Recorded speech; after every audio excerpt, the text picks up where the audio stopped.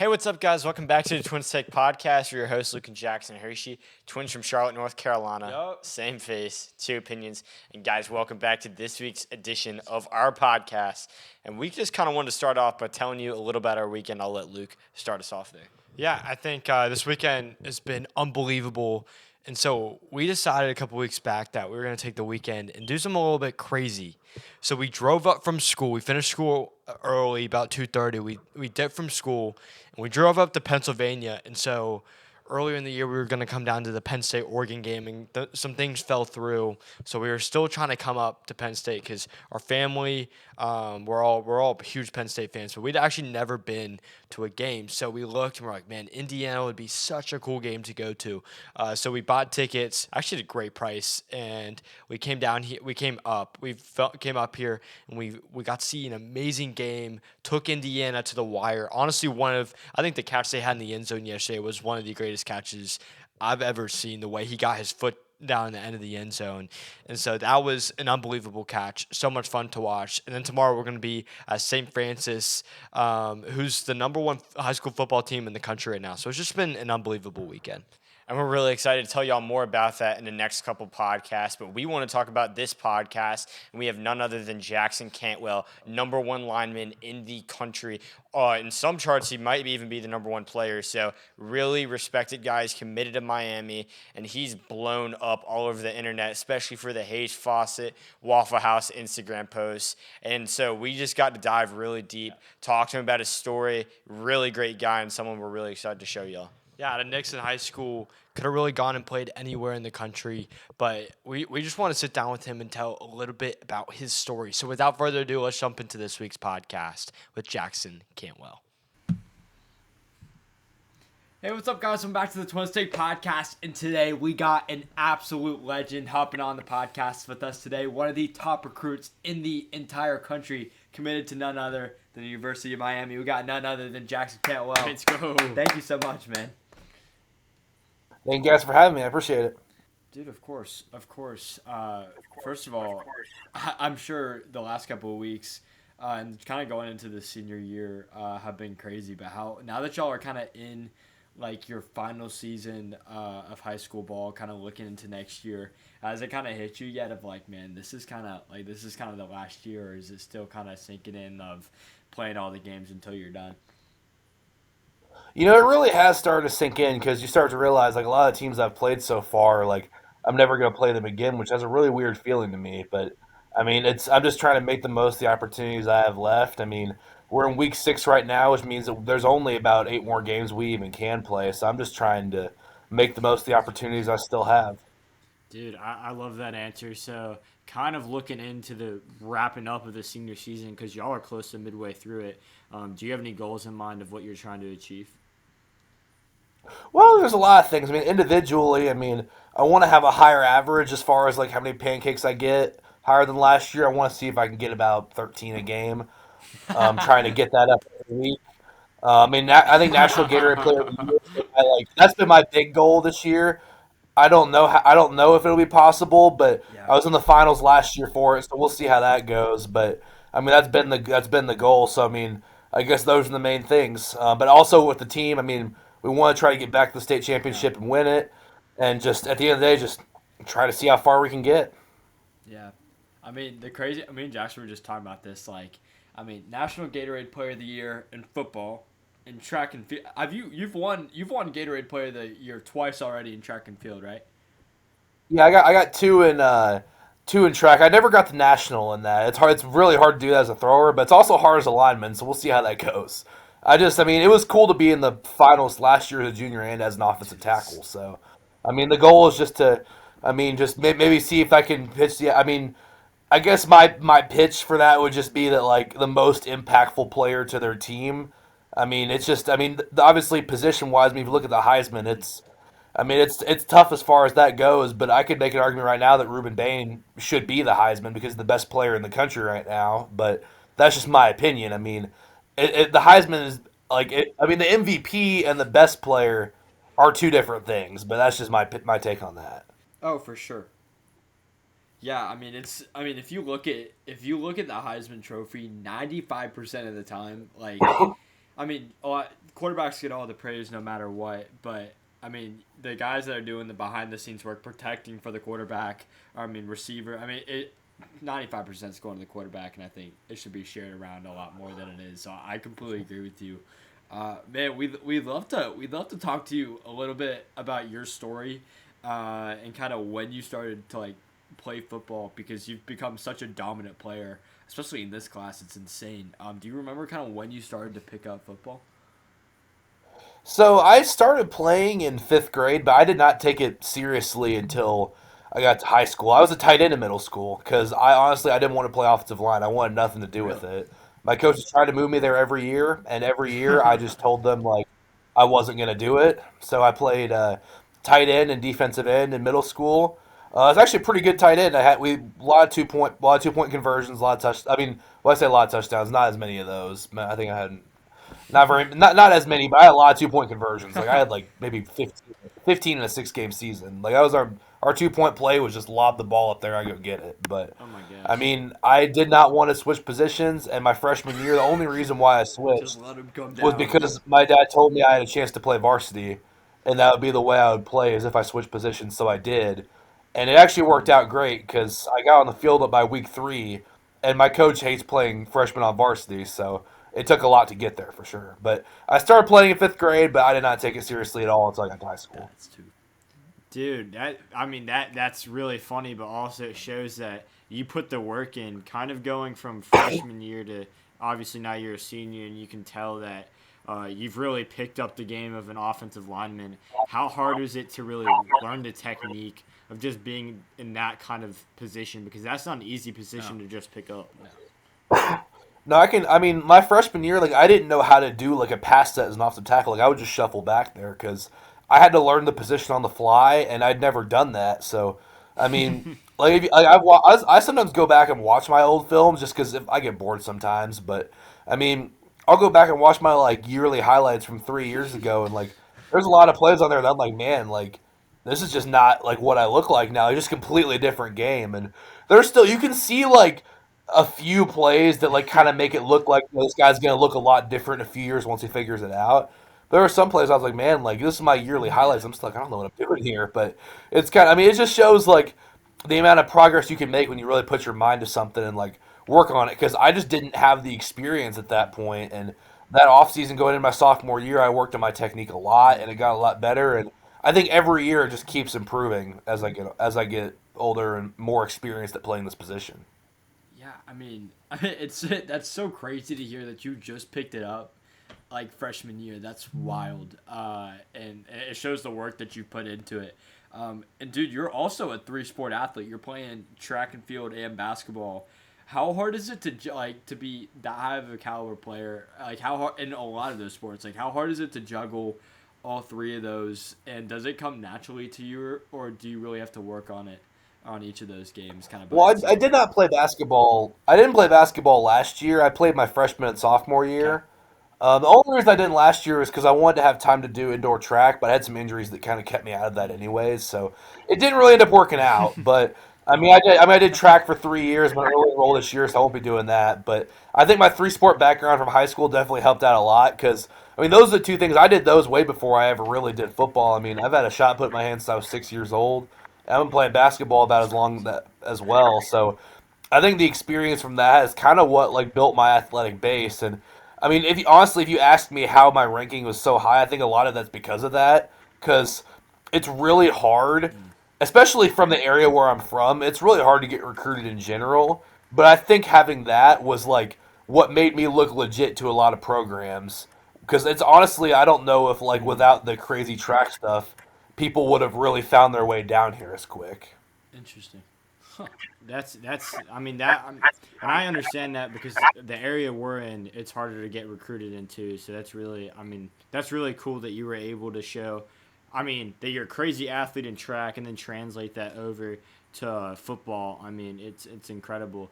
If you don't mind, we would love to talk to you about your recruitment process throughout your football season. Obviously, over the last year, it's been insane to just kind of watch it go down.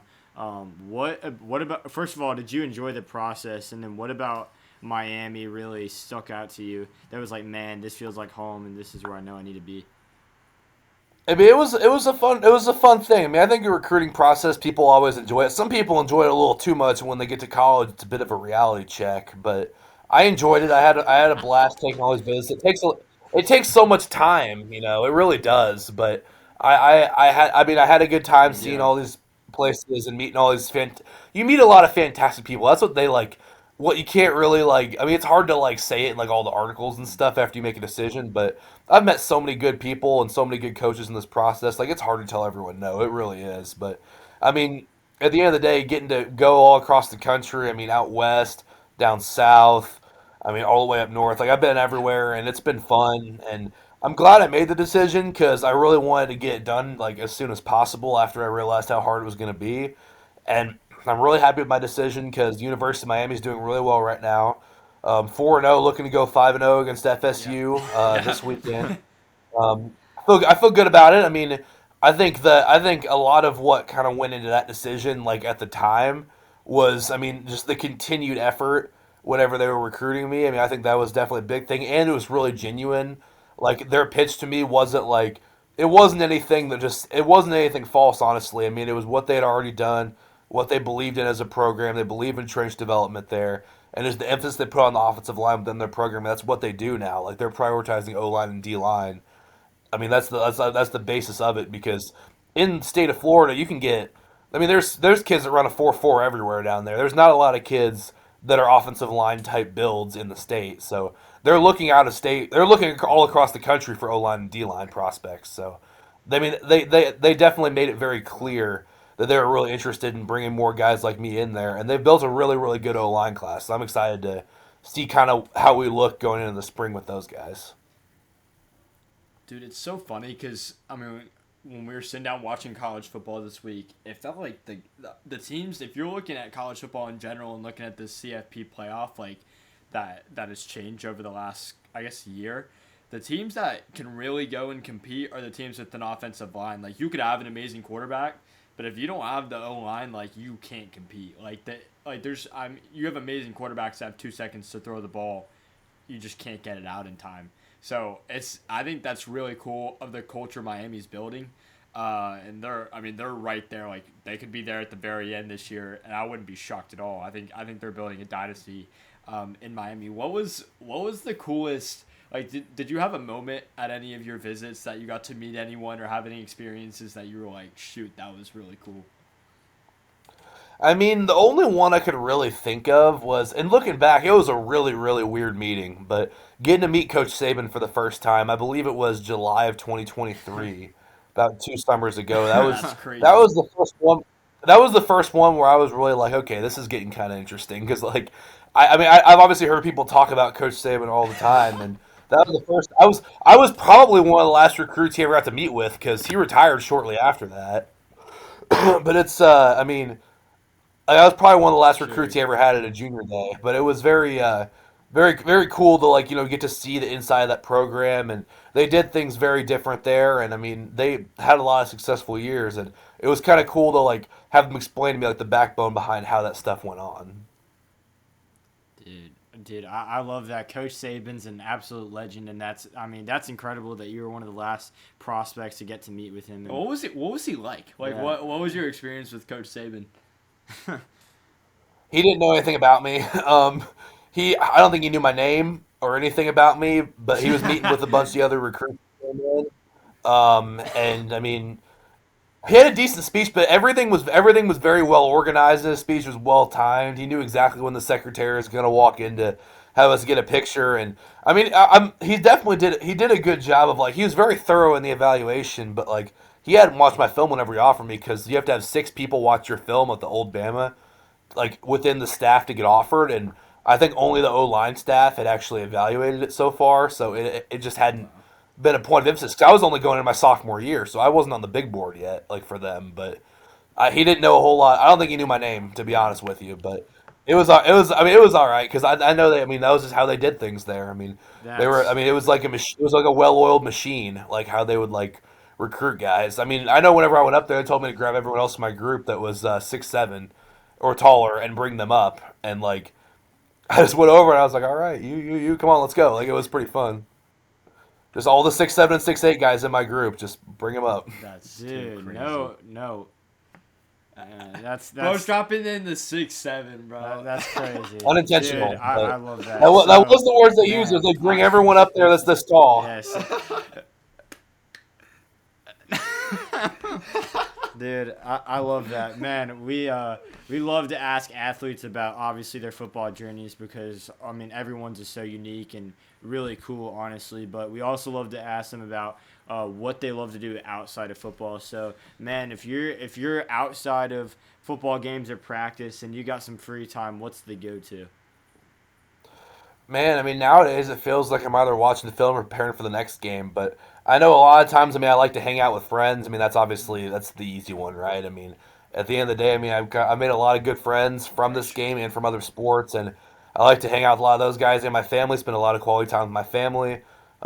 I got 3 dogs, and they're always fun to interact with. I got 2 golden retrievers and one of the mini dachshunds, and whatever they're doing, I promise you, it's fun for me to go mess around with those guys. So I mean, there's a lot of stuff I like to do. And if I get really, really bored, like day after a game, once I watch all the film and go get my prep work done, if I got nothing else going on, I'll get on NCAA and go just try to beat some random 10-year-old kids online. That's always a fun thing to do, just because like the real life football knowledge. It really does carry over to that game. So I feel like that's helped me a little bit. Occasionally, I'll figure out how hard it is to play quarterback because reading stuff's kind of hard, but it's always fun. Oh my gosh, that's awesome. Bro, I bet you could be the quarterback. I mean, because you learn how the offense works when you're offensive lineman, like at an advanced level.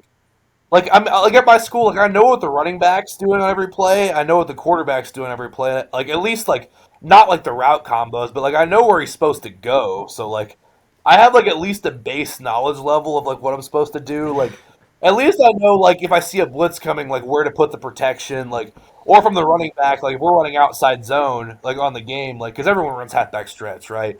Like I know like okay, I'm aiming here, and if I see this guy, if I see like this is your Madden tip of the day. If you see that guy's user and he's like running it all the way over, you can cut it back behind him a lot of time on outside zone.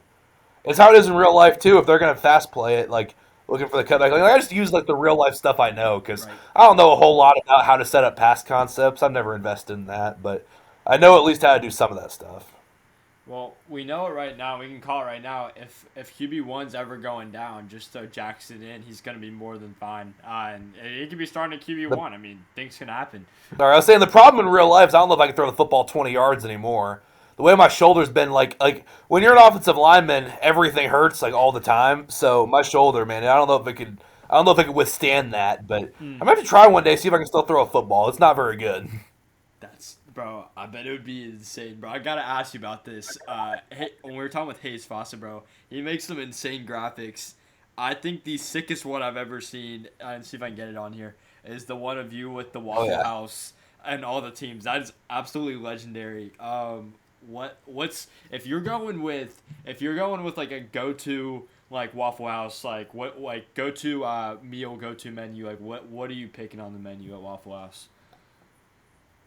I'm still a little upset that we wasted that good of an edit on a top 6 because that would have been a really, really good commitment edit. And my commitment edit was, I mean, obviously it was good. Like for Hayes standards, like for Hayes standards, it definitely wasn't like the Waffle House is probably in his top 10 or top 5. The other one was probably top 1,000 because I didn't have any good pictures to give him. Like I ran out of good pictures, but I mean, like it was a pretty cool idea. So.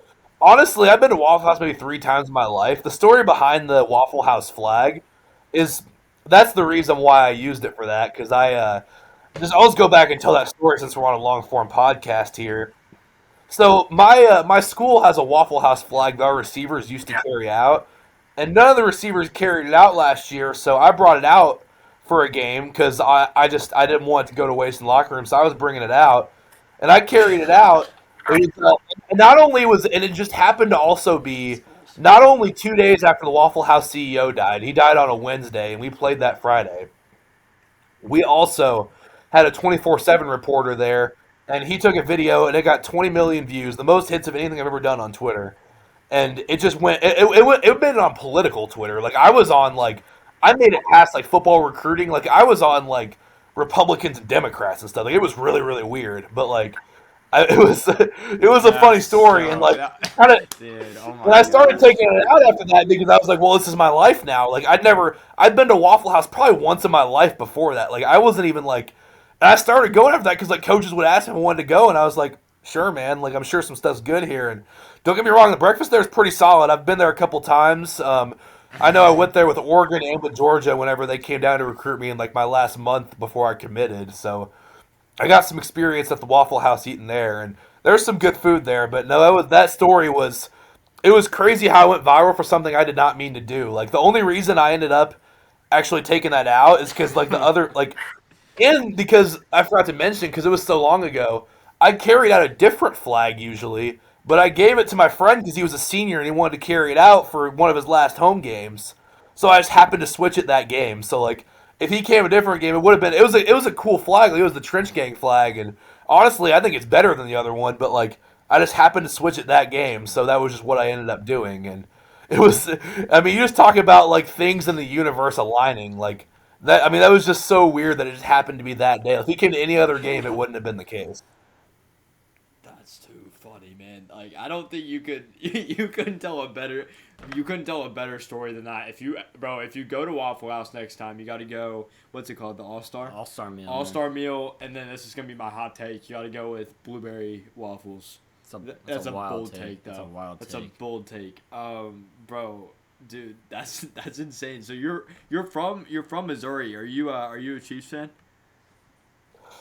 Honestly, I might have been the one person in my hometown that didn't like religiously watch the Chiefs because originally I was a big Tom Brady guy. Because I mean, you like people that are like the best at what they do, and I followed him and Gronk forever because I wanted to be a tight end. I wanted to be like, Sure. everyone thinks they're Rob Gronkowski whenever they're a fat offensive lineman. So that was me, and I was a big fan of like just because they were winning everything. And once they ended up, I mean, once both of those guys got out of the league, I was right when I was starting to get into like getting recruited, and whenever I got offered by Kansas State, I didn't know anything about Kansas State. I didn't know who my position coach was. I got lucky he introduced himself to me on that visit because I knew nothing coming in. So I learned. I was like, I need to learn. I need to learn college football because I didn't know anything about like.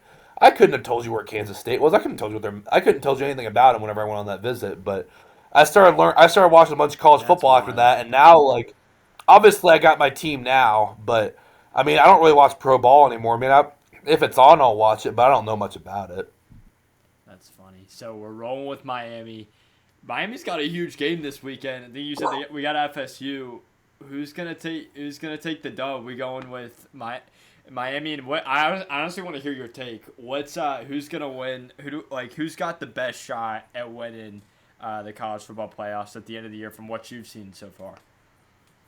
Well, I think this week Miami's going to get it done because I think we've got. I mean, they've got a good team. Like, I mean, when you got a good quarterback, you got a chance, and they got a good quarterback, and they got some good supporting Yeah, players for as sure. well. Like, their trenches aren't bad. It's just I think Miami's got so much firepower right now. Like, they're in a really good spot, and I mean, looking forward. I mean, it's hard to look forward because you still don't know a lot of information about a lot of teams yet. It's just hard to tell, but I mean, I mean, obviously, I think we got as good a chance to win it as anybody. But I mean, there's a lot of good teams out there this year. I mean, I know Ohio State's always killing it.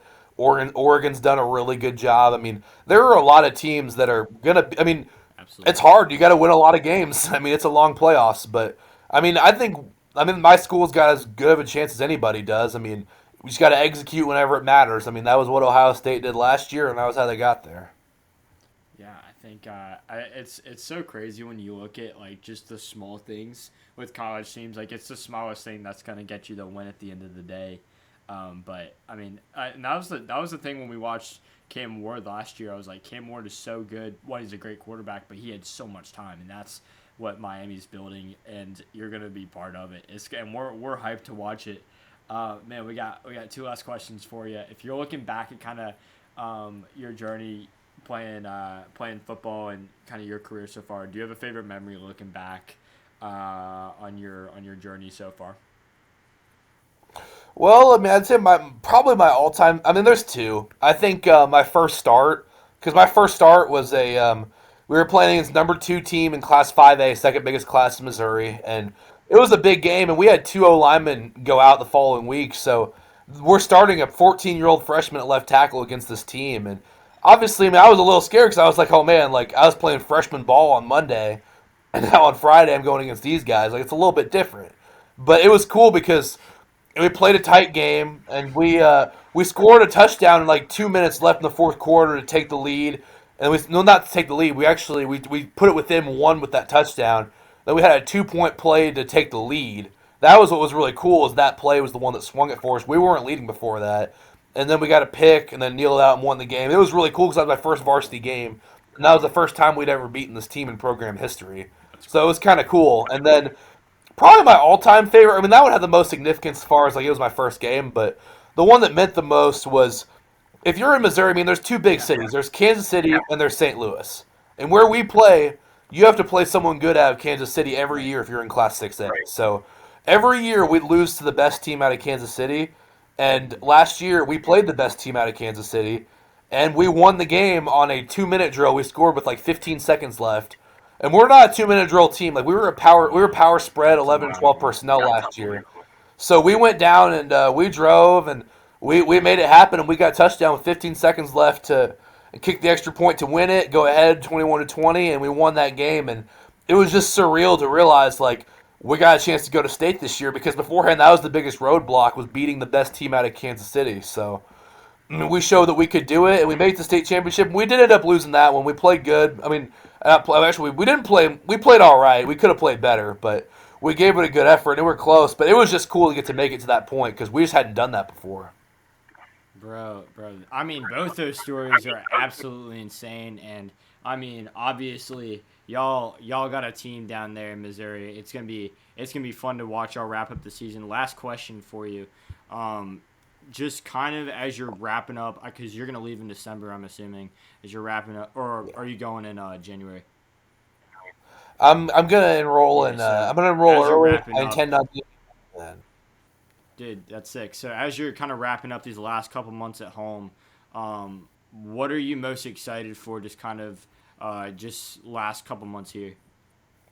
I mean, I'm just excited to finish out the last semester that I have with my guys. I mean, this is going to be the last time I put on a Nixon uniform for anything, so it'll be really cool. And I just want to leave a legacy here and just hope in 10 years someone will remember me playing, and hopefully it inspire them or something like that.